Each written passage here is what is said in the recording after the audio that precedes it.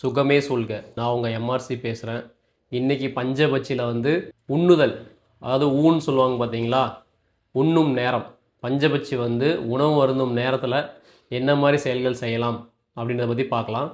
அதாவது வளர்ச்சி அடையக்கூடிய செயல்கள், மெதுவாக முன்னேற்றம் அடைஞ்சு போயிட்டே இருக்கும். அந்த மாதிரி செயல்களை வந்து இந்த பஞ்சபட்சி நேரத்தில் வந்து செய்யலாம்.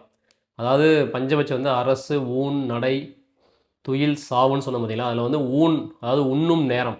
அந்த உண்ணும் நேரத்தில் வந்து இந்த நேரத்தை வந்து வளர்ச்சி அடையக்கூடிய நேரம்னு சொல்லுவாங்க.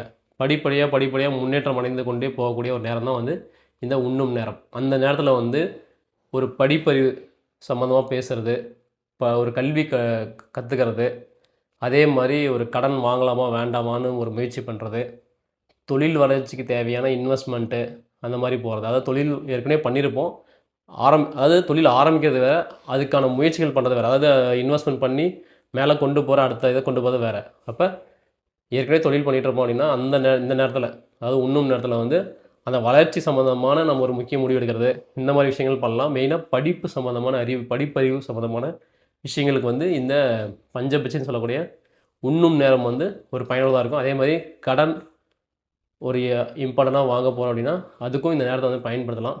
ஒரு ஆஃபீஸில் ஒர்க் பண்ணுறோம் அப்படின்னா சம்பள உயர்வு கேட்குறது, அந்த மாதிரி விஷயங்களையும் வந்து இந்த நேரத்தில் பண்ணலாம்.